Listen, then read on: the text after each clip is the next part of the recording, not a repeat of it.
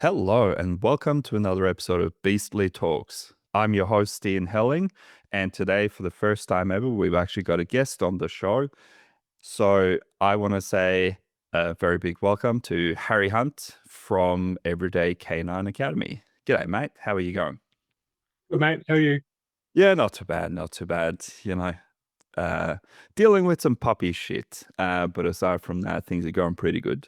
I've come to realize that I need to make a special short episode on how to survive the first 72 hours with a puppy, because it is an absolute shit show and it is just brain melting. And I see so many people like post about puppy blues and stuff, and I have them pretty much every single time I get a new puppy or I'm fostering puppies or whatever. But yeah, you get about 48 hours in and your brain just melts a little bit. But anyways, I'm going to make an episode of that at some point. But for now, let's find out what Mr. Harry Hunt is all about. So tell us a little bit about who you are, how you got into dog training, and then we'll talk about how we met, and we'll kind of take it from there. All right, let's do it. I've never gone over my origin story before, so I guess we'll break it down. So we'll give it a go anyway. I was, before I was a dog trainer, I was a Chippie. So I left school at 16, did a carpentry apprenticeship, and at the age of probably 19, I got my first dog. So like a lot of trainers, I have a pretty classical origin story. Getting a dog that I was not ready for, that turned out to be quite a handful. So Max is a border collie. I got him at 12 weeks from a farm where all of his siblings were either going to be working dogs, or a couple of them also being, rehomed because they didn't need that many. It was a bit of an impulse buy. Me and my partner, we've gotten serious pretty early on in a relationship, and we thought, oh well, we're gonna need to get a dog now, because we're both dog lovers, dog people. So we found The trial baby, is that what you're talking about? the what? The trial baby, isn't that what people call it? When they started to get serious in a relationship, they get a dog because, like, we'll trial the baby thing, and then they realize babies and dogs are very different. I feel like a baby would have been bloody easier. Anyway, so we found him on Gumtree, which is, a wonderful way to source a dog. We know that's not the case, but young and done. So we went down, we picked up Max. Not a lot of planning went into that decision. As I said, a little bit of an impulse. We picked him out when we got there. We had, I think, 2 or 3 left from the litter we could choose from. There was one that was rather timid, and one that was just kind of doing his own thing. And then there was Max that was in with the cow, biting its ankles. And he's, 12-week-old little terror. And I was like, yeah, we'll take that one. Good for he was also, he was funny. I found him entertaining, and he come up and just had a cuddle with us, and like, oh yeah, cool, he's sweet, we'll get him. So we picked up Max. Had a horrible trip home because I think we were 2.5 hours, 3 hours away, and Max had never been in a car before because he's just out on a farm, and he threw up, I reckon, probably 4 to 5 times that trip. So we realized he had some car sickness problems. Got him home. He had vomit all over him, so we chuck him in a bath, and he'd never been in the bath either. So he had a horrible experience in the bathroom and was hating that. So at the end of the night, we're sitting there thinking, well, this has gone pretty bad so far. He's, had a horrible car trip home, stressing and vomiting. Got him home, chuck him in a bath. He's hating life. It's not the greatest introduction to the new puppy in a new environment, but nevertheless, we pushed through. I tried taking Max out and about for socialization. What little I knew back then, I thought, oh, I've still got to get him out and kind of show him the world. And as you would expect, first car trip, he's vomiting the whole trip there, stressed and anxious. Get him out, and he's just not himself, like hating life, just feeling so bad from being in the car. So naturally, took him home after that outing and basically said, well, car trips are off the table. I'll deal with that at a later date.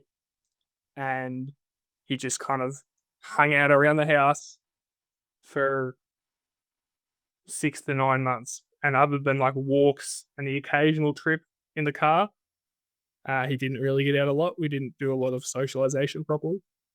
So fast forward to 12 months old, as you can probably imagine, he was a bit of a nightmare. He had become he'd become reactive to dogs on walks.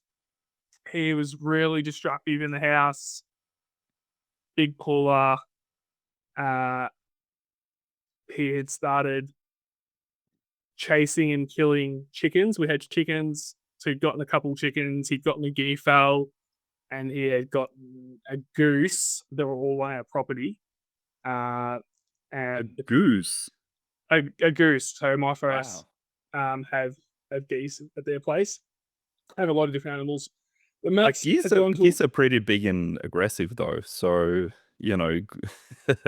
I mean, they're not gonna stand up to a border collie, I guess, at the end of the day. But I mean, that's a bit of a prey to take on. yeah, no, he was committed to the cause. So I remember one day, I had him up at the back paddock of the folks' place because they're up on 5 acres, and I didn't know the geese were there, and I think he was off leave at that stage. Yeah, he was off leave, and he's taken off after the geese, and they've gone into the dam, and our dam's got like a little island in the middle, and then it just kind of like the water circles around it, and there's just a bridge out to the island. So the geese are in the water, swimming around in circles, and Max is following, and I'm calling to him, could not get his attention, and he's just prey locked, chasing the geese around, and for no joke, probably 10 to 15 minutes, just continuously chasing the geese. Could not get through him. I had to go down and find a rope and slip it into kind of like a bit of a split lead, and I was throwing it, trying to like lasso him and catch him. I eventually caught him, and I got pulled to the side by my folks, and they're like, "You've got to do something with Max. Like he he's the terror. He can't keep chasing all the animals and whatnot." And I was like, "Yeah, of course, of course."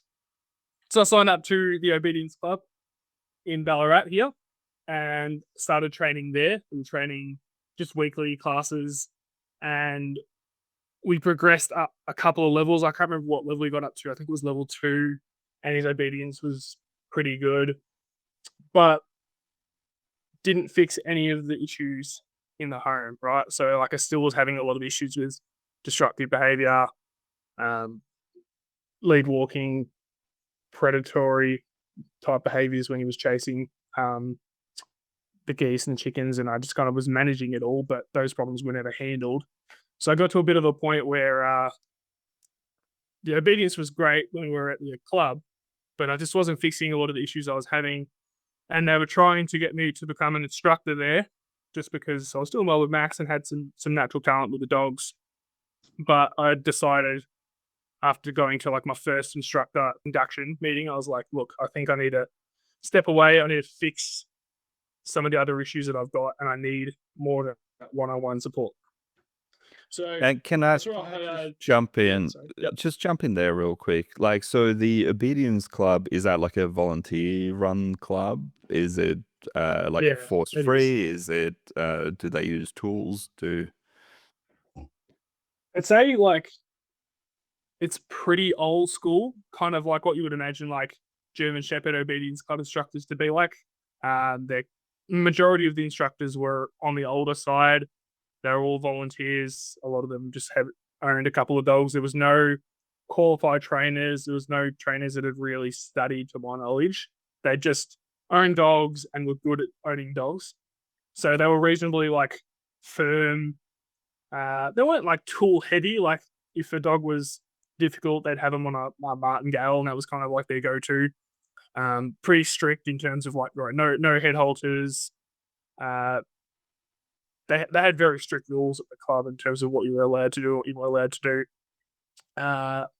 and they were always trying to get instructors because their instructors were basically aging out. You know, they needed people to take over. They had one other young girl there when I was there that was shadowing to become an instructor, and then they obviously set their eyes on me. But obviously, I left, and I don't know what happened to her. But from what I can tell now, like the whole leadership structure has changed and there's completely different people. So I don't know where all the instructors that were running it when I was there are now. Yeah. Um, Yeah, but okay. No, yeah, it's just interesting because obviously when, like I talked about in the first episode as well, um, I took my boy Red to an obedience class, and it was obviously like this is one of the most vehemently force-free obedience classes in Victoria, mm, right? And it's always interesting because, like, obedience classes, because everyone says you have to go to class, you have to do puppy class, you have to teach your dog some basics, blah, blah, blah.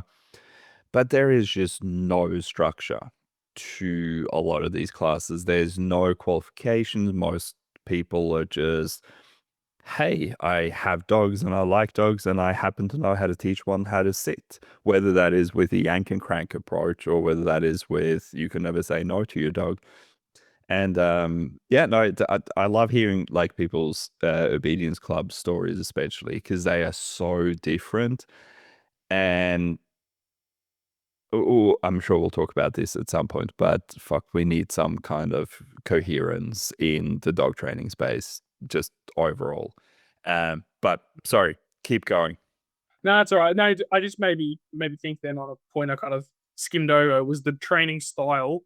It was a lot of like food luring, was they'd lure everything, and then you had the more difficult dogs that were not getting it. Then they would just turn to like basically yelling at the dogs, right? So it's like, Right. oh, the dog won't follow the lure and sit, and the instructor would come over and they'd like yell at the dog and you like use your toe, be really firm, and like it's pretty funny. Because those I don't know if you've ever been to the one in Ballarat, or I don't know what your one is like, but they are so chaotic. Like when people are rocking up for the classes, there's like 60 to 70 people there. There are dogs going nuts, barking, like nearly fighting each other. It is just a chaotic environment. And they had, like you might have 60 people training and there's two or three instructors trying to manage the chaos. It's Yeah. just nuts. I So mean, it's okay. not a ideal training environment, that's for sure. It's just absolutely chaotic. Yeah, sure. Well, look, I'll give you a very brief introduction to how I'm not going to say the name of the group, but it starts with K. Um, but what happened there was we rocked up on day one, and we had Red, who was I think probably about 10, 11 weeks at a time, Mm. and they were just like, "Hello, everyone, unclip your dogs." And we were like, okay, are we sure about this? And everyone just fucking unclipped their dogs, and it was just Jesus. mayhem. All the puppies, like there were puppies and older dogs all together. Mm. And they just like ran into this absolute massive shit show. And then they just let the dogs run fucking crazy for about 15 minutes. And then they went like, all right, now clip your dogs on leash and grab some food. We're going to start some training.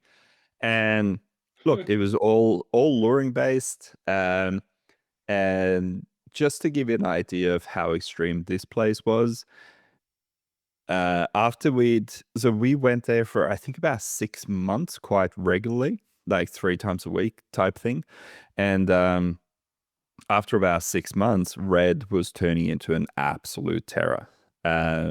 He was just aggressive towards everything and he was unmanageable and he was a bit of a pest. And at one point, we're doing like a healing exercise, I guess, like a super shitty healing, but like, hey, walk next to me type thing.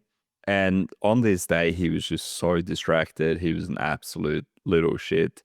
And he just takes off, and I yelled at him, no. And that got me kicked out of the class.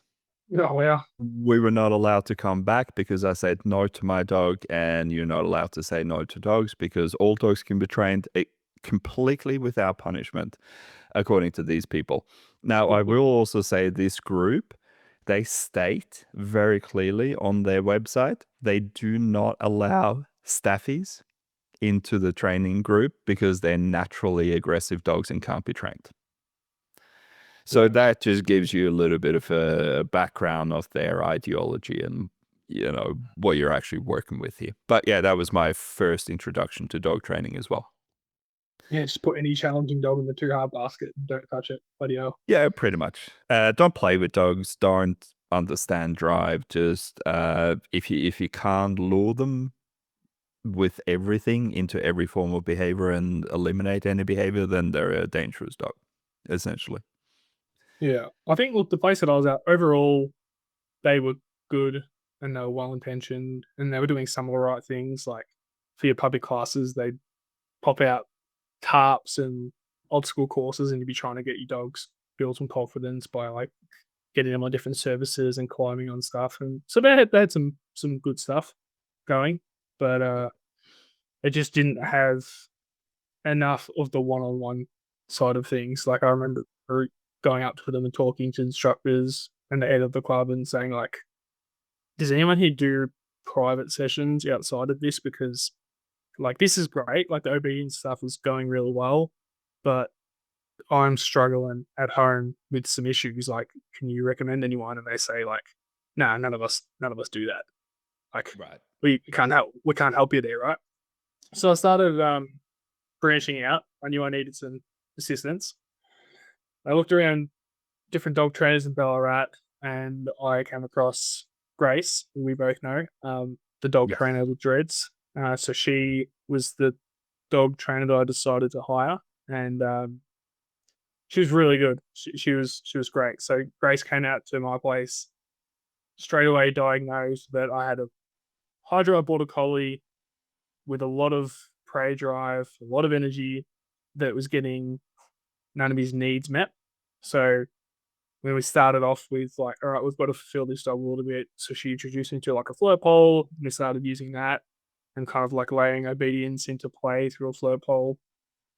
We went over like leash walking stuff and just did the standard drills. We went out with the livestock that we had there. So the geese and chickens, and we would just do long line work where Max would move towards them. You just kind of stand there with some pressure on the lead, and then you'd like mark and reward when he disengaged from them. And I because I was really into it, like it didn't take me much. Like I was hooked straight away. The my Grace came out. I was out there doing 2 sessions. I was working full time, but I was doing a session in the morning, a session at night, or 2 sessions at night, doing this with the animals on the property and the flow pole work and whatnot. Just full pelt into everything she gave me. And by the time she came out for the next session, Max was pretty much perfect with the animals, just no longer prey locking on them, disengaging really well. And that's when we decided we'd layer in like the e-collar and uh, like hand of God punishment for mistakes made from there forward, just because I wanted to get him off lead reliable around all of those distractions. We Yeah. had Okay. So two. you did e-collar training with Grace. Yeah, yeah. So I'd already purchased an e-collar at that stage because um, I had heard that it was the best tool for livestock avoidance work, and then you've got like risk of dogs getting out and killing animals. Like you need to be able to control them at a distance. But I'd never used it. I never put it on him. I was kind of too scared to. I wanted to get professional help to introduce it all. So we did that with her. We had 2 reps where he went for them, receive an e-collar stand, I think at like a level 30 out of 127. And it was like, oh yeah, cool, I'm not doing that anymore. And within a couple of weeks of starting with Grace, I had him off lead, walking around the chicken and the geese, and no problems at all. I had him under complete control, and I was just completely taken away by the progress and how quick it went. And I was like, all right, I'm hooked on this. And I started having discussions with her on like, how did you become a dog trainer? What did you do? And she started telling me about the NDTF, which is the National Dog Trainers Federation. And she recommended the course. She said, look, it's not perfect, but it's a really good foundation. If you think you want to get into dog training, I'd go and do this, right? So I started looking into it. I had the money there because I was like an 18-year-old or whatever I was at the time, that had been doing an apprenticeship for 2 years, basically just saving all of my money. So I was like, cool, I've got the money here. I can do the NDTF course. Let's sign up and do it. So I enrolled in that, And and I guess it's just before you continue, I think it's worth jumping in and just saying, so NDTF, the National Dog Trainers Federation, is a nationally recognized qualification in dog training here in Australia, Australia-wide. And here in Melbourne or Victoria specifically, you're not allowed to use e-collars unless you have a nationally recognized qualification. So you wouldn't actually be able to work with an e-collar by yourself unless you had that. So I think that would just be good for people to know for yeah, or like listening in. obviously the other way you can use them is under the guidance of someone who's a qualified trainer, which is what I was doing with Grace. Yeah, sure. But then you can't But yeah, she actually used them like teach solely. other people how to use them. And oh man, there's so many regulations. But yeah, no, keep going. Yeah, yeah. So I started in DTF. I'm trying to get my timelines all right here. Uh, it's a 10-month course, I think, by memory. So Yeah, roughly. I got right into the theory of it. Big handbook that you get given when you first start. So I got right into that. Uh, and then I found myself on my first block week. So you head up to a place in Melbourne where you do practical work and you work dogs from the kennel next door that are just there for boarding and whatnot. And started getting my hands on dogs, getting right into the theory and seeing it like practically applied, and meeting some like really cool people that were also super into dogs like myself. And that was really cool because at that stage I'd only really had exposure to my own dog and a couple of like family dogs, and I didn't have any hands-on experience with other breeds. So it was cool to be able to work a different variety of dogs at the kennel there. And then after the block was over, like going home and starting to like apply all of that knowledge, continuing the study. I made my way through the NETF course pretty easily. Like when I got through it all and finished up, I was left with this like yeah, pretty good foundation of learning theory and how dogs think and how we can modify behavior, operant conditioning, all that jazz. And I thought, well, now the biggest thing I'm missing is the practical side. Like we've done a little bit throughout the blocks, but I need to get my hands on dogs. I was following dog training podcasts like the Canine Paradigm, and they were talking about how like you've got to get your hands on dog. Like you can do these qualifications, whether it's NDTF or Deltra or whatever one you do, it's worth nothing. Like you start going out and trying to train dogs with just that, you're gonna have a really hard time. So I was like, all right, well, I need to get my handling skills up. What can I do? And just happened to at the same time be going through some issues with employers. So I had a falling out with an employer that I was working for. I won't go into details on that. That's all right. But ended up finishing up with him and trialing with another company that I really didn't like at all. So at that time, I was like, all right, I'm not really enjoying carpentry anymore. And I think having a couple of bad employers in a row spoiled it for me. Like my first employer was good, but then I moved on once I got qualified and just wasn't enjoying it. So I was like, all right, I've got to change. What can I do? I start looking around on Seek and looking at doggy daycares and all that sort of stuff. And then my local shelter, a job goes up, full-time animal handler.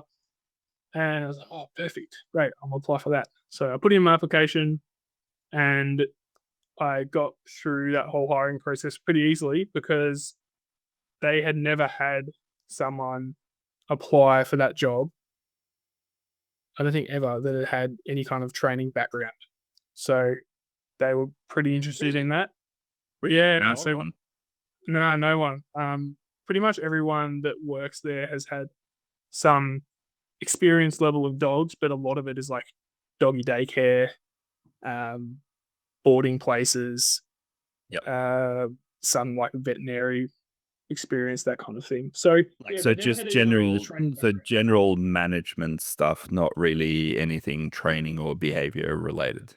Yeah, yeah. So obviously that means they would then have access to someone that has not only like a strong passion for the behavioral side, but you know, a degree of understanding of it as well. So I got that job, which was amazing.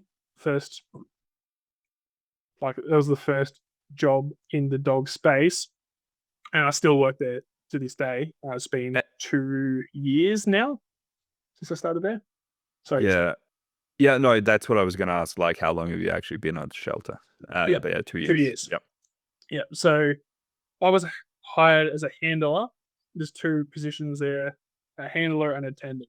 And the attendants, uh, the idea is that they're just there for the basic care of the animals. And the handlers, they do that, but as well, they're in charge of behavioral assessments and behavioral modification. You have to make difficult decisions like whether a dog will pass, whether they should be considered for euthanasia, all that kind of thing. Those decisions and testing responsibilities were put on animal handlers. So I knew that by going there, I would get my hands on a lot of different dogs, and I'd also get exposed to a lot of different breeds and behaviors, and get to see and just experience dogs in a way that I probably wasn't going to get that kind of depth and quantity of experience anywhere else, right? So So can I just jump in there for a second? Because that's sure. interesting. So you said handler responsibility, even though none of them really have any actual experience working with dogs. And they are meant to assess dogs, even? Yes. So this could get into the weeds a little bit. So when I first started, this is a controversial opinion, but when I first started, the state of the dog area was very much below average, in my opinion. Uh, I know we're going to do an episode on shelters, so I won't get too deep into it. But to briefly touch on the subject, when I first started, there was, I think, about 40 dogs up for adoption, which is pretty standard numbers. Mm. And I was going over the adoption criteria and profiles that had been created for them, and 33 of them were listed as single dog home only. And this was a couple of weeks in where I started to realize all this, and I'd been thrown at the deep end. Staff are leaving. The full timer that was in dogs, that was running everything before me, he'd just gone on leave. So I was the only one there. I basically got thrown in the deep end, and I had to just like figure everything out. So I saw this, and I'm looking at these dogs that are down as single dog home only, and I'm thinking, why? Like, why is this the case? I've watched you interact with dogs through pen doors, and I've seen your general demeanor, and like this is limiting your adoption chances so much. Like the potential pool of adopters that could adopt you has been shrunk massively by saying single dog home only. So I started going through all the testing paperwork for them and finding that it was extremely conservative to make that decision. Mm. And I started questioning certain dogs, and there was reasoning like I remember for one like Rottweiler, I asked like, "Why is this dog single dog home only?" I've just tested it, and it was perfect with other dogs. And I was got told by one of the girls that was there that made that call. Oh, look, the first day we tested it, it was 2 days after it came in, and when it came out, it barked at the other dog. So and look kind of aggressive. So we know that it's in a dog, and we just didn't want to take a risk. So it's still dog home only. And I was just straight away questioning it. I said, the dog's just come to a shelter. It's been here for 2 days. It's under an incredible level of stress because this place is not ideal living environment. You got 60 dogs barking their heads off all the time. And you bring it out for the first time out of its pen after 2 days of being here, and it shows like a small level of aggression, if you even want to call it that. And then now it's got a sentence, a life sentence of like cannot live with other dogs. It's not good enough, especially when I'm showing you a completely different side of the dog behavior. Like I've just tested it. I've got it off lead with the dog. It's totally fine. Um, that staff member who I was clashing it ended up leaving pretty soon after as well, which is good because it gave me full control of the dog area, more or less. Yeah, no. And I basically went through and I started retesting every single dog that was there. And I did that with the help of the supervisor. Me and him just would go out and we'd just smash that testing. Out of the 30, I can't remember what number I said, out of the 33 dogs, Three, out I of the, think. yeah, so out of the 33 dogs that were classed as single dog home, by the time I retested them and changed everything, I got that number down to, I think it was 4 or 5. So there's 4 or 5 dogs that, in my opinion, were a little bit risky to place with another dog in the home, but the others were perfectly fine. And well, what do you expect when you change the profiles? There's that many more dogs that are available for multi-dog home that dogs were getting adopted easier, right? And that was, I suppose, a big part of the reason why I think the state of the shelter at that time wasn't great. The people that were running the dog assessments didn't have the required skills or background, and they were a little bit conservative in their approach. Like it's not necessarily a bad thing because I said they didn't have the skills that would have been ideal to have, and because of that, they were playing it safe. And I'm a bit more of a risk taker in personality, anyway. So I just came And in I and like, think no, we're gonna swap it up, change it up. yeah, and I look, at the end of the day, it's we have to understand that most people, like probably 95+% of the entire world population, if they see a dog barking, they assume that the dog is aggressive, right? They don't understand that there are different levels of aggressive behavior, whether it's arousal, frustration, is it fear, all of these little things that, we learn to read as professionals, but most people see what they determine to be aggressive behavior and they go, that must mean the dog's aggressive. Right. And so that's why it's quite interesting that all this responsibility is actually being put on the handlers without them having any actual practical knowledge or understanding of dogs and particularly dog reactivity and aggression. Which is why it was interesting to have this conversation and to hear you talking about it. But so things changed around a fair bit, and how are things looking at the moment? Like, I know this isn't the shelter episode, but kind of where are we at this point? I would say really. Um, so we have a pretty diverse team at the moment where we have different specialty levels. The shelter's always going through staff. They need to move on in career, or they might get burnt out from it and decide they're going to leave. So there's always staff turning over. We're at that stage at the moment. It's this time of year as well, always right before Christmas. People start resigning. So currently, there's a few empty positions that are being filled. But all in all, we've had a really good balanced team. So I focus a lot on the behavioral side with dogs, handling the trickier dogs, getting in there with, I've got like an aggressive dog in a pen that's come in and they're trying to eat people, then that's the dog I'm super excited to work with. So I get to kind of specialize in that and take all that on, and I absolutely love it. Nothing like the adrenaline kick you get when a dog's trying to eat you and you manage to get it on a lead and then get it out. It's just the best feeling. I absolutely love it. It's like my heroin working on that kind of stuff. So then we've got other people in the team that have come from like a veterinary background. So they might focus more on the medical side of other dogs.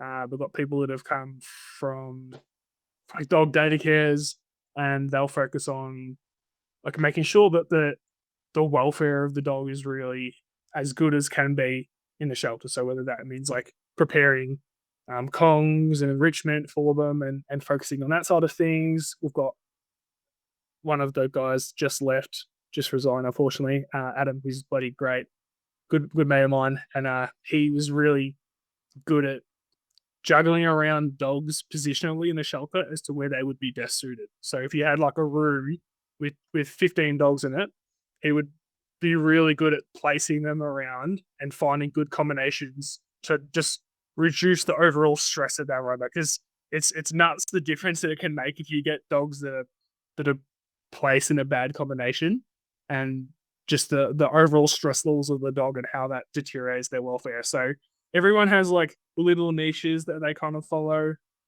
and overall has created a really well balanced team. Uh, and yeah, like our euthanasia numbers are so low. It's amazing. Like it is really good. Like we have, I think it's the second lowest euthanasia rate in all of Victoria. Yeah, For right. dogs, it's 4%. So 4% of dogs don't make it through. 96% of dogs are successful in making it through the shelter, right?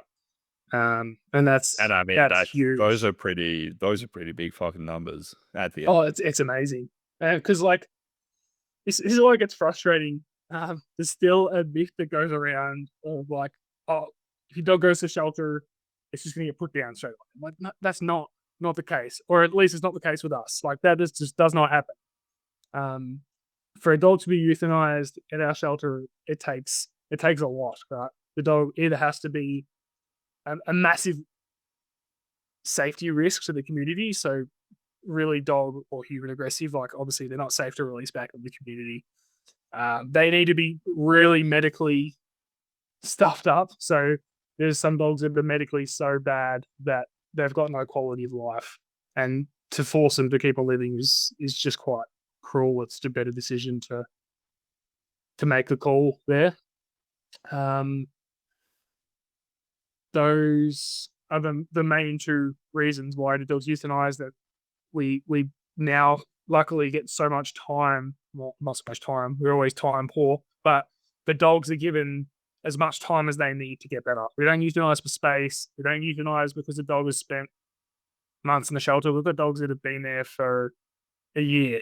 Like that's not that crazy for a dog. It is kind of crazy for a dog to be there for a year, but never will there be a point where we're like, oh, the dog's been here for 6 months, it's got to go. Like, no, it'll stay there as long as the dog is doing okay and its welfare is not massively deteriorating in the shelter. You can sit there for 12 months until the right person comes in. And Yeah. sorry, that was the third reason I was going to list was welfare declining. Some dogs just do not cope in a shelter. And if there's no light at the end of the tunnel, if they're already difficult, maybe a difficult adoption to do, um, then and they're completely struggling, like they're losing their mind in shelter, then it's just not ethically okay to keep them there. So that's another reason why a call like that might be made. But for a euthanasia to happen, we have to take it through like a little board meeting where all the managers and coordinators get an opinion, and the decision needs to be collectively decided on, which is really good because it takes away the bias of one person making a call that may be wrong. Now it's set up in a way that multiple people get to make that call together and have different input, and assign dogs behaviorally. Okay, this dog needs work greeting other dogs, and someone could be assigned to work on that. And it just has made the the whole situation so much smoother. And as I said, so many more dogs have had a chance and have survived and made it out of the shelter than I think would have been in the past. If Yeah. that makes sense. Oh, absolutely. And I think, you bring up a few good points here because at the end of the day, most people aren't specialists in understanding dogs and dog behavior, especially when it comes down to fear, anxiety, reactivity, aggression, all these more kind of high level complex problem behaviors. Most people fucking have no idea what they're looking at. They see, like I was saying before, they see a dog barking, they go like, that dog must be aggressive, right? But the Yeah. dog might be retreating and hiding behind someone at the same time that it's growling, and you go like, well, the dog's aggressive. You're like, no, actually, the dog's fearful. Is there something we can do to change the dog's fear, to build a confidence, to start turning things around a little, and to give them an opportunity to become rehomable? Um, and again, like it's and there's a couple of things that I want to ask you about here, but man, I've been to the shelter a couple of times to pick up some litters of puppies that we've fostered for the shelter and stuff. And I remember you taking me through the shelter once, and holy fuck, it is a stressful environment. So I want to talk just quickly about burnout. I mean, I'm I'm a metalhead. Everything I listen to at 400 decibels. But walking into that shelter and walking through that shelter and having dogs just throwing themselves at the door and screaming at me and barking constantly, that is, it's confronting. Like it's Yeah. pretty fucking intense, and I can definitely see how, like, do you let people in out the back, or do you bring the dogs out? How do the meetings happen? So that's more to the dog side of things. But Mm. then the burnout side of things of people, what kind of rate of, I guess, replacements do you see? Because I presume it's pretty high. I presume people are in and out quite a lot. And like, not necessarily like full-time workers like yourself, but I presume you have a lot of volunteers there. And how long do they last? And what kind of training are they given? What are they shown? Oof, so many points to answer. All right, cool. um, So we'll break it down easy. So burnout in the shelter, so the people that are yep. working there, full Cool. time, and how often do you replace people that are volunteers? I guess, or like how often Yeah. do they come and go, kind of thing. So I guess for the burnout thing, I'll answer that from my own personal lens, I suppose, to start off with. Um, Shelter is incredibly emotionally fatiguing. It's incredibly physically exhausting and mentally exhausting, right? So there are a lot of things you need to see that you see every day. That if you're not the kind of person that can compartmentalize, it can break you. And to a degree, the people that are even good at it, at putting the stuff out of your head, it will get you every now and again. And like I'm someone that's fairly good at putting it to the side. So you see a lot of really sad stuff like dogs coming in that are on death's door, incredibly underweight because people in the community have not fed them for weeks. You see dogs come in that are terrified of people that have been beaten and abused. You see, there was a video going around Facebook a few months back of a bloke walking a greyhound in Wendouree, and he's kicking the dog in the face just repeatedly for not walking, and the dog is just shut down like a statue, terrified. Um, and like that dog came into the shelter. It's heartbreaking to see like the effects that these really bad conditions have on the dogs, and that really can get you. It really can. Um, Luckily for me and for others in the dog handler team, we do focus so heavily on the behavior side of things and the welfare that you can make big changes with these dogs, and seeing them come around is really fulfilling and like heartwarming. But there is just the reality that so many dogs are struggling can really get to you. And depending on how your mental state is at the time or your mental toughness, which varies, will kind of depend on how well you take it. So majority of the time I don't have an issue. But there is the occasion where I walk into work and whether something's happened in my personal life or I was overwhelmed and stressed, or just maybe I didn't get good sleep, whatever the variable is, you just look at everything through a bit of a different lens. And I've had days where I've walked in the back and in the first area where you walk on the dogs, there's like a big hallway area, and there's 5 kennels to your right and 5 kennels to your left, and you see them every day you walk through. Those are the dogs that kind of see anyone that walks through the dogs or through the cats. So those dogs you're always seeing them, and they're just like the background, right? And then there'll be one day we walk in and you look at them, and they're at the front of their pen with this like sad look on their face. The dogs are all going off, and these dogs are craving attention so much, and they're in these small pens that are obviously the best we can do because of the facility. Um, and you can just see this like look in their eyes, is like just seeing you almost makes their day. They're so they're so sad, they just look depressed, and that's amplified if you start feeling a little bit sad yourself. And like I've had days where I've looked at those dogs and it just hits me like a ton of bricks, and like don't break into tears, but you could feel yourself getting quite emotional, and you've got to try it and somehow lift your spirits those days and not let it get to you. And if you're unlucky enough to have a couple of those days in a row or a couple of weeks of those days in a row, it gets really heavy. I've had moments like that, and it's a struggle. And you think like, oh, why am I here? And it gets really hard to not get in a negative headspace, to become a bit depressed about it. Um, Luckily, you with your coworkers, you have good relationships, and I've been able to bring myself out of those moments, but they do get to you, and they do just destroy people sometimes. So yeah, the shelter burns out staff, and the reality is that you're lucky if you last, 2 years at the shelter, which I'm at 2 years now, and I've had so many moments where I've thought about leaving, where you just don't want to deal with it anymore, or it's not worth it.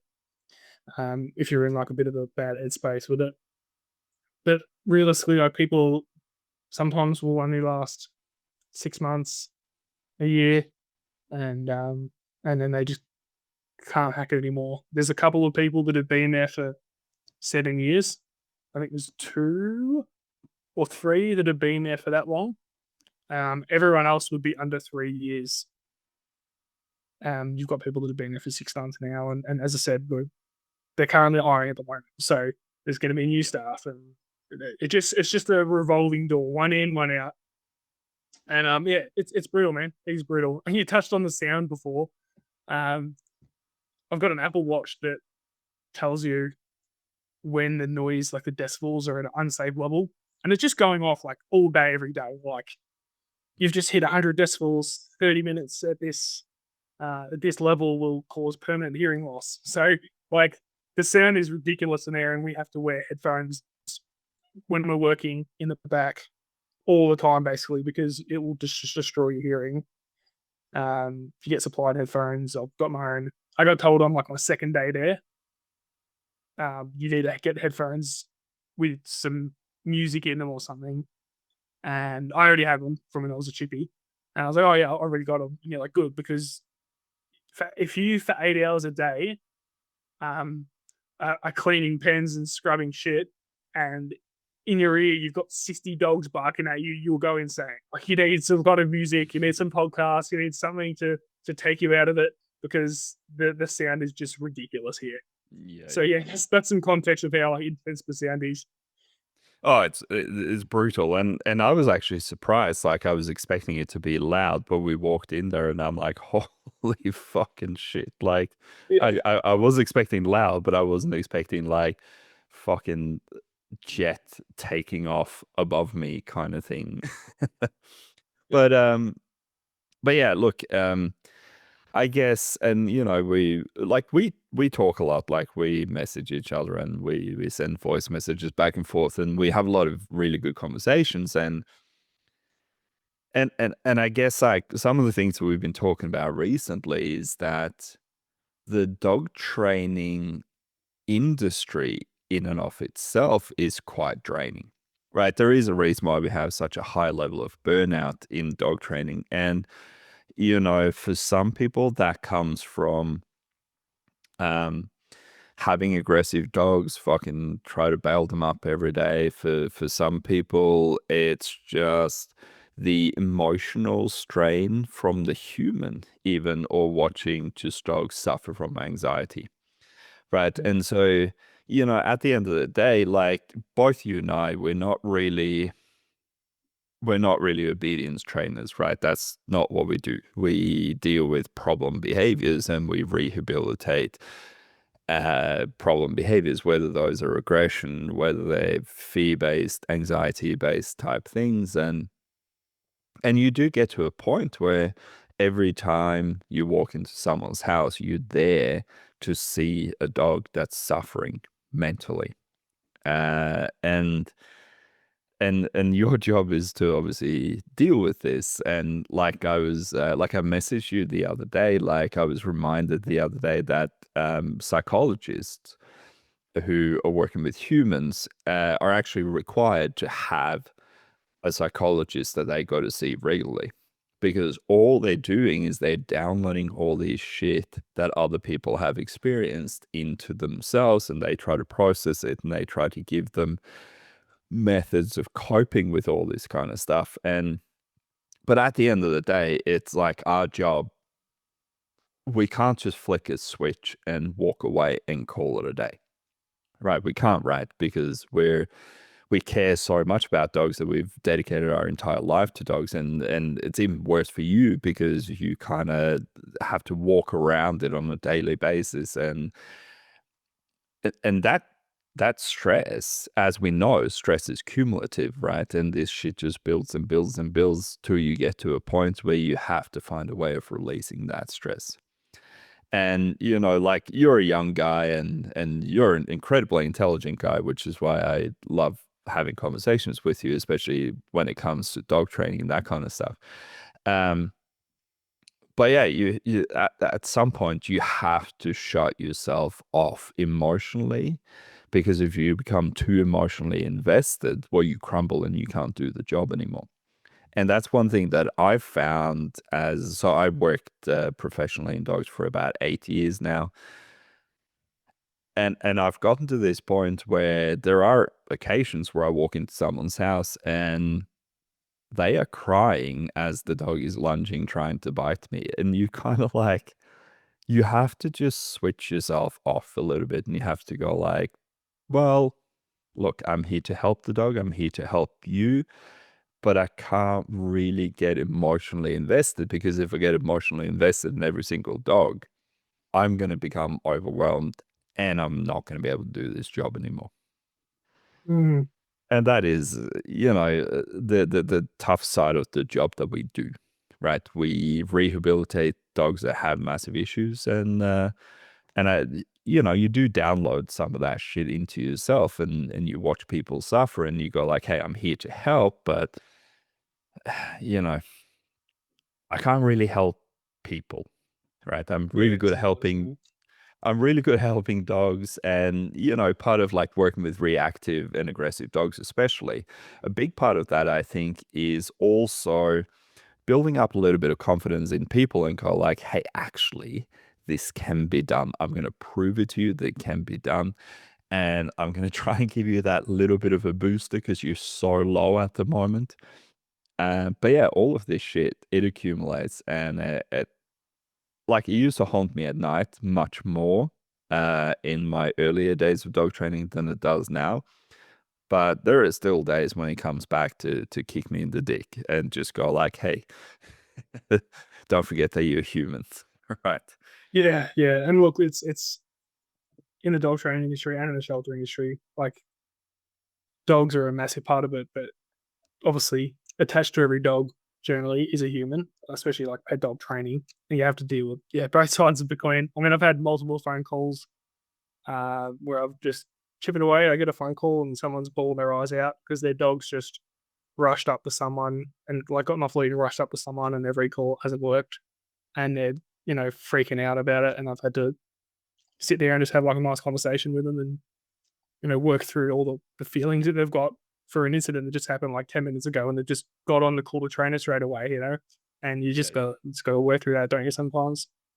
But it's also like, it's also nice as well, I guess, to be able to help in whatever little way you can. Like, we're not psychologists at all, and I'm only young, so I'm not in any position to be therapizing anyone. But I guess even just to be a listening ear is enough sometimes to help people out. Yeah, absolutely. And I think a lot of people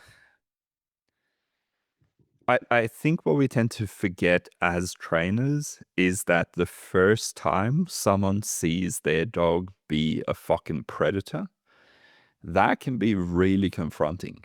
When you see your happy-go-lucky little Kelpie puppy just running around suddenly like latch onto someone or rush up and bark at someone, whatever it may be, it's that's a really confronting thing that a lot of people don't know how to deal with because they're like, "Holy shit, I am living with this thing, and it is capable of this level of violence and aggression that I Mm. was never expecting from my beautiful little, Fur Kelpie baby. puppy."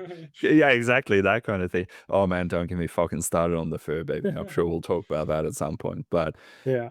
that is a confronting thing, and people get so overwhelmed, and the dog training industry being such an emotional industry as well, with the battle between balanced and force free, uh,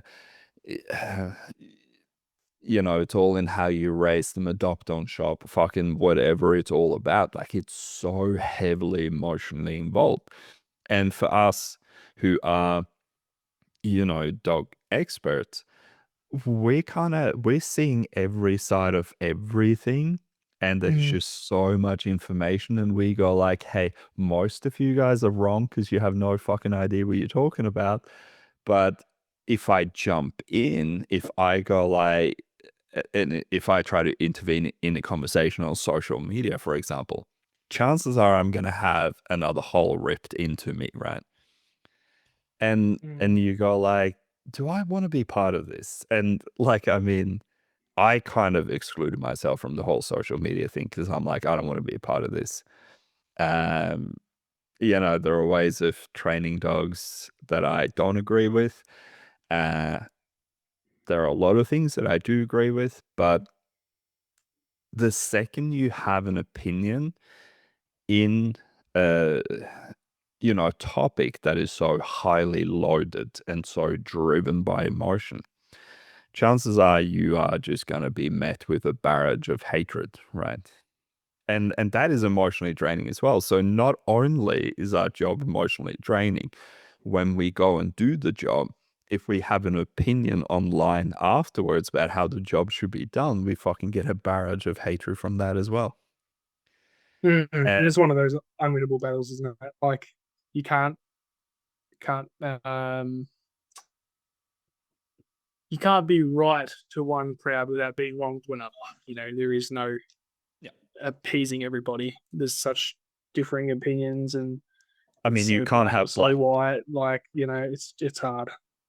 Yeah, yeah, and exactly like you say, you can't have black without white. You can't have pleasure without pain, right?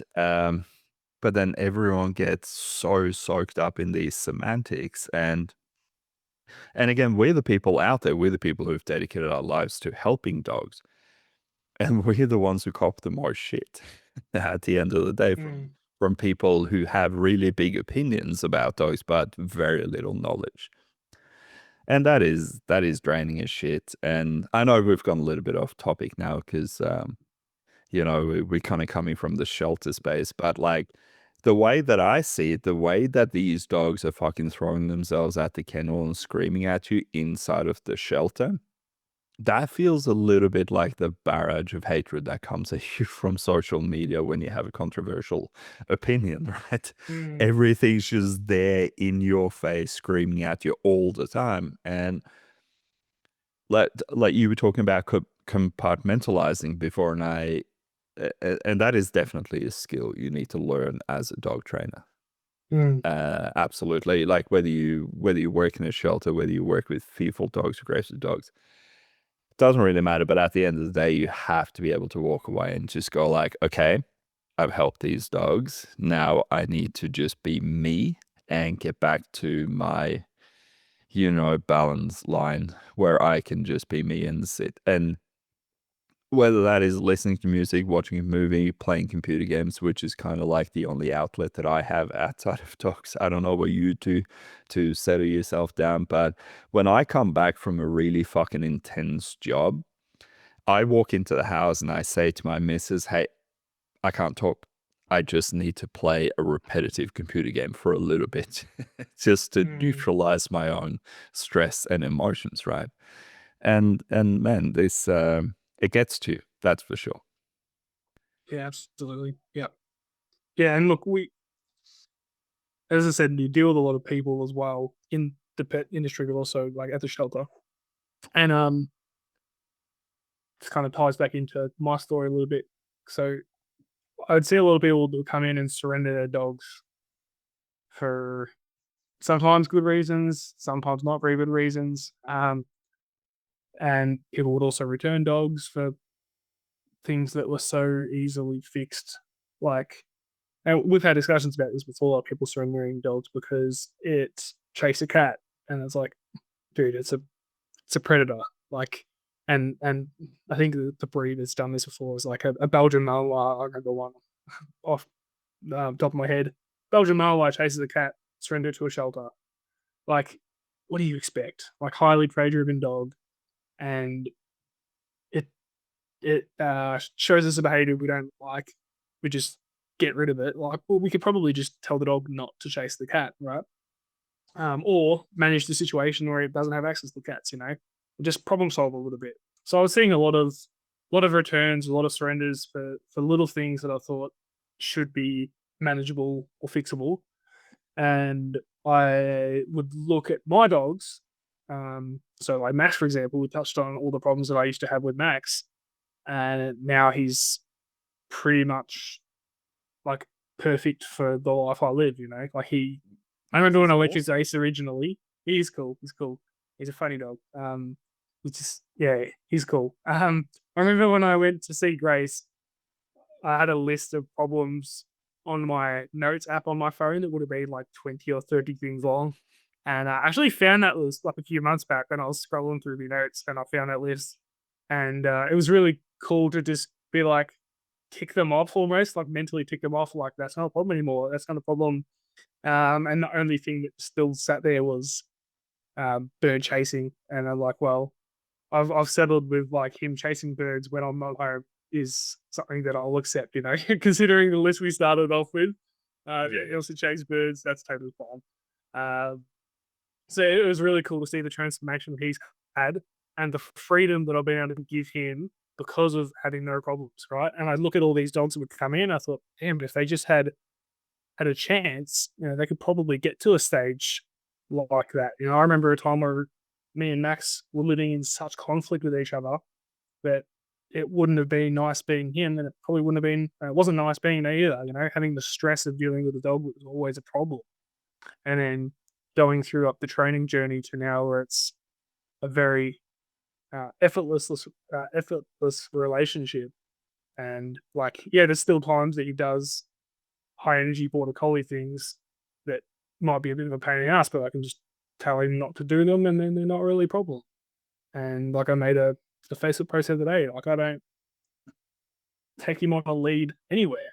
Like someone asked me about like his loose lead walking. I was like, well, I don't know. He hasn't been on a lead in 2 years nearly, so I don't know. Like, he goes off lead everywhere. Which actually prompted me to during a big walk with you the other day. I was like, all right, let's do some lead work and just tidy this up because I've got to be able to say you can walk on a loose lead, even though it has been years since we've done this properly. Yeah. But like just seeing the freedom that it can bring and how much easier it is to live within. So I fucking enjoy it way more, and he enjoys himself way more. We got a second dog. I foster failed a dog, which is what everyone at the shelter does as well. Pretty much everyone there has got a dog that they just were fostering and then fell in love with and kept. And I've got a 6 month old. Well, she was 6 months old when we got her. Black lab, the Daisy. She's basically been gotten off a backyard breeder. and left in the backyard from the time she was 8 weeks to 6 months, because the dude worked like 14-hour shifts or something and was never home, so she never got any socialization, never got any exposure to the world, and was just bored shitless, energetic little puppy, and he surrendered her. I took her home that day, and after 2 days, was talking to Case, my partner, and was like, "Well, we're not gonna be sending her back to the shelter, I don't think," you know. So we took her on, and it's funny. Have said this to someone before, but Daisy is the exact picture of a dog that I had in my head when I got Max. So I got them almost like the opposite way around of what I would have wanted. I got a really tricky dog that caused me a lot of problems, forced me to grow as a trainer, and really kicked me into like training as a passion, and the animal industry. Like without him, I'll probably still be chipping or something, you know.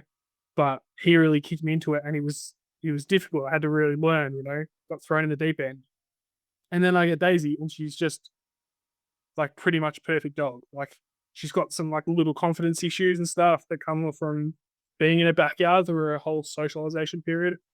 And I've tried a lot to bring her up, and I have brought her up a lot, but there's still times where she's just a little bit lacking in confidence, and I think that has to do with the early exposure as well as just genetically because I've met one of her litter mates and they were the same, very kind of like nervous tendencies. But other than that, like she's a perfect dog. Like I take her to consults, and there could be like dog reactivity consults, and I'll just let her come out. She's all off leash. She's just cruising around. She doesn't need to interact with other dogs. She just makes good choices. Just one of those dogs that does the right thing, barely ever needs to be told off. Like just makes really good choices. She's really highly pack driven, so she just likes to be with me or likes to be with Max. As long as she's just with someone, she's happy. She's just an easy dog. As I said, she's the exact picture of what I had in my head when I thought, yeah, we're getting a dog when I was like 18, you know. And I got that dog second. It's nice to have one dog that was tricky and then go to having an easy dog. And she's just the perfect pet dog. She's pretty chill, just an affectionate, cuddly dog. And then I've got my high drive border collie that I can do more fun stuff with. But it's cool having that variety. And I think Where this was I comes going with back this? to I can't remember, but I think this goes back to one thing that, there's a couple of things we always talk about as trainers, and especially with origin stories, right? We talk about we got the dog that we needed, not the dog that we wanted, right? 100%. Because that's a very common thing. Like I would say, and again, I had a little bit of a weird path into dog training. I kind of got into dog training backwards from started having aggressive dogs sent to me, not knowing what I was doing, and kind of learning backwards from there. But I think at the end of the day, what most people do is they get a dog, and whether it's not the right dog for them, whether it's a dog with too much drive, whether they just didn't know what to do, whether they didn't do enough, whatever it is, they end up getting that problem dog that just becomes a problem almost forever. And it's like you were saying with Max, like, fuck, we pretty much fixed everything, but the bird chasing, you know what? At some point, you just got to let dogs be dogs, right? That we kind of just have to step back and go, like, all right, I'm not going to manage every inch of your fucking life. You need to have some fun as well. But it was similar with me with Red because I got Red. I had no idea what I was doing. And by the time he was 12 months old, I had every aggression issue under the sun with him, right? And he's the reason why I ended up becoming a trainer. And it's interesting because it takes that insane level of conflict between human and dog in order to drive us to really understand the dog, which is in turn what makes us become trainers. That helps other people understand their dogs better. And that is, probably one of the most common origin stories that there is in Yeah. dog training. And yeah, like and conflict, like like how many times have you walked into a place where you see or when someone tells you like, "Oh man, we love this dog so much, but we actually also kind of hate it because of what Mm. it's doing." Like I love the dog's personality, and we're lying on the couch, we're rolling around, we're fucking wrestling and punching each other and having a good time, right? But then the second we leave the house, like you want to just crawl into a pit of shame and never actually come out again because of your dog's behavior. And that's where most dog trainer origin stories come from. Mm. And then when you become a trainer, that's what you end up dealing with on a day-to-day basis. And we do because we love it, right? And but l- it doesn't take away the stress from it. I guess that's what I'm trying to say at the end of the day. Mm. The stress is always going to be there. There's always going to be something you need to work through and have some resilience with. But just watching dogs grow, watching them fit into families, I guess that at the end of the day is our positive reinforcement, isn't it? For sure. Yeah. Yeah. I mean, like, it is so common that trainers have that origin story. And I think it's just because, we get these tricky dogs and you're in this position where you're either like, I rehome the dog or I get right into training. And it seems to do something for our brains where it just kicks into a little bit of an obsession. And the people that are really into the dog training side of things, they just all seem to become trainers. I guess that's why, like, I know there's this like kind of stereotype that goes around of like some owners not being like really committed to the work and like trainers struggling to get owners to do the homework and stuff. And I guess the really good ones, the ones that do the homework and the ones that are really committed, they don't stay as the dog owner hiring a dog trainer. They become the dog trainer, don't they? Mm, yep. Yeah. Yeah. Yeah, that's not uncommon, is it? Yeah. All right, Um, so we've been talking for quite some time now, so I'm gonna let you go in a minute. But there was one thing that you said before that I think would be a good topic to finish on, and you were talking about there's so many small things that people rehome their dogs for. And things that, with just that tiny little bit of training, or even if it is, hey, let's put away the treats for a second and fucking say no to the dog, and this won't be a problem anymore. So what are some of the most common you would call small things that gets a dog rehomed, and how would you approach it to try and stop those dogs from getting rehomed? mm, I mean, a pretty common one is like it doesn't often get presented immediately as this being the problem, but it's like this dog is unfulfilled, right?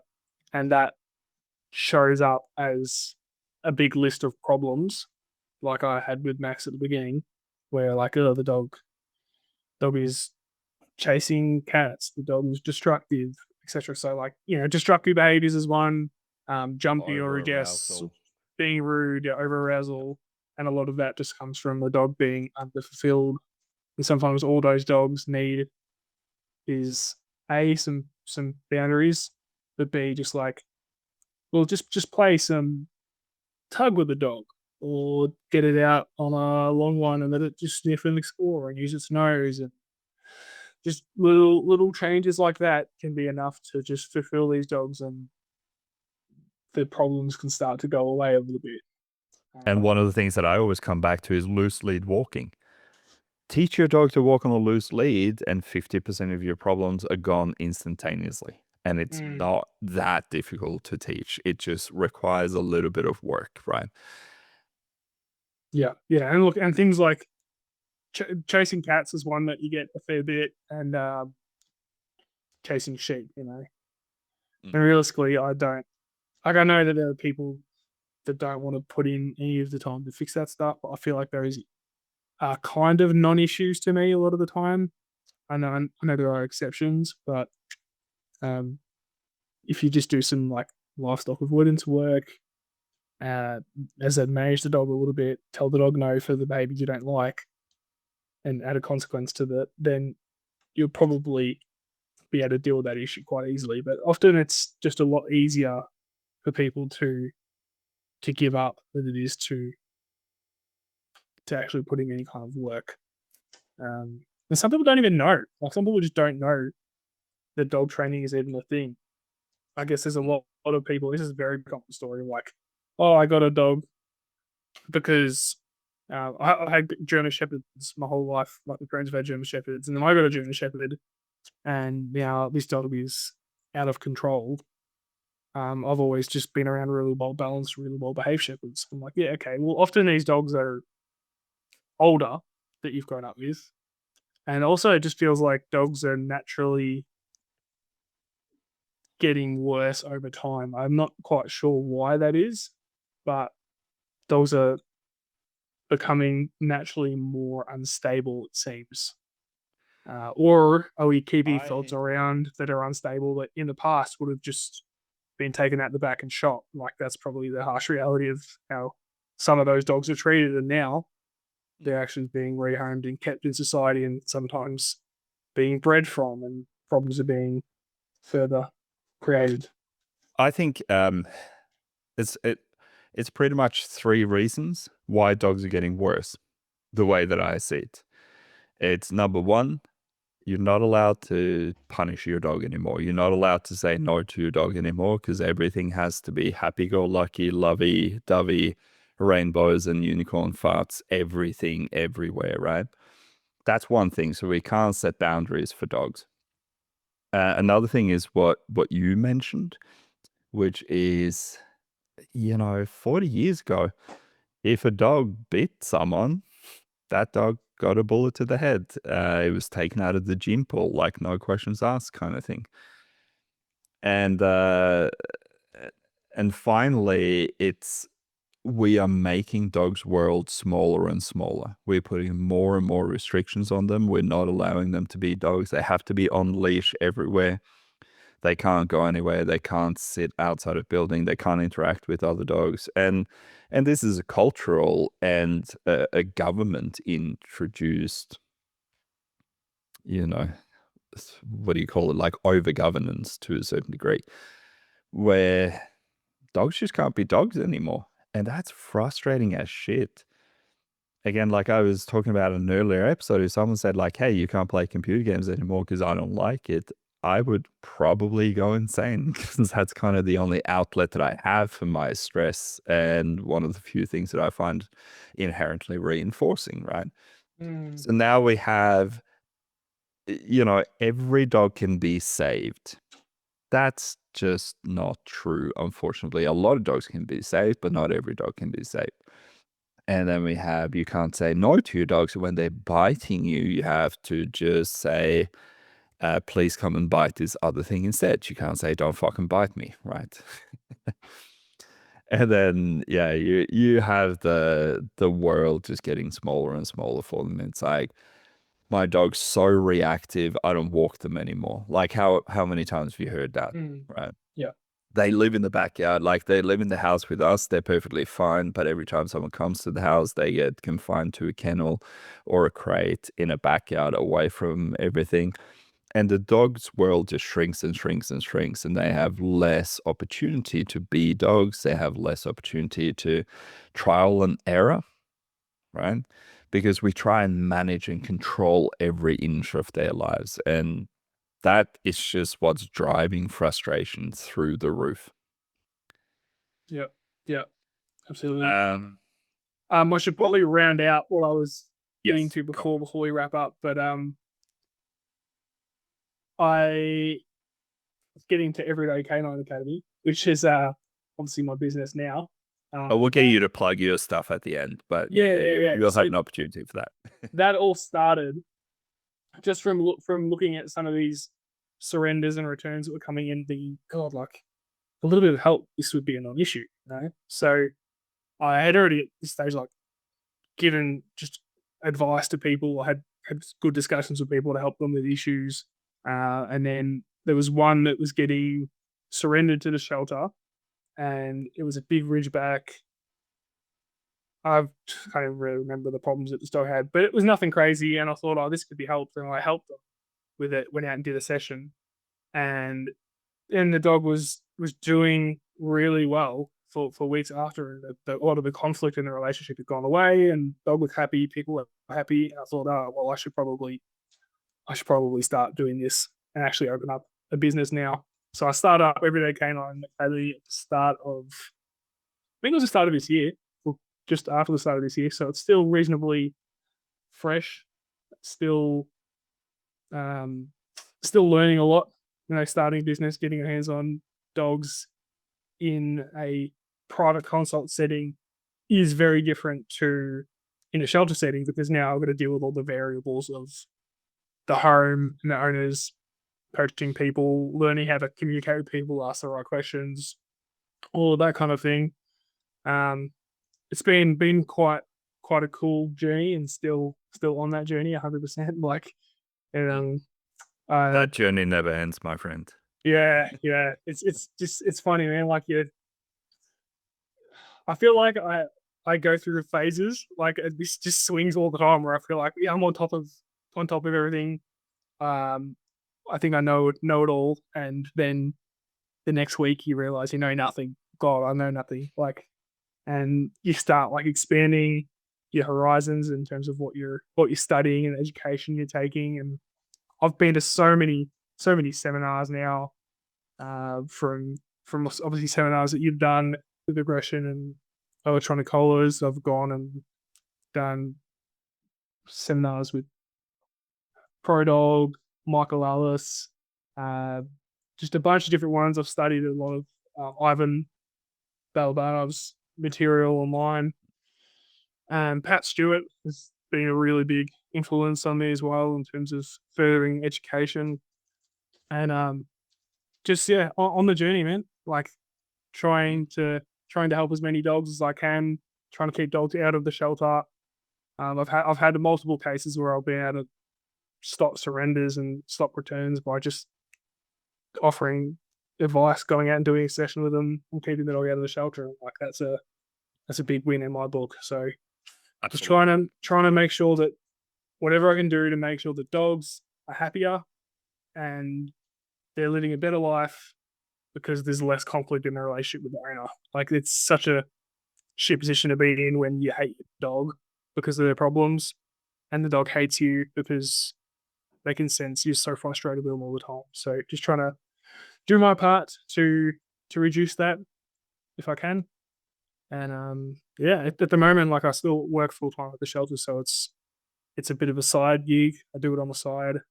Um, I'm very open to where the future will take me with that, because I'll flip flop around. A part of me wants it to kind of take over the shelter work and phase that out and get into the full time uh, behavioral training side.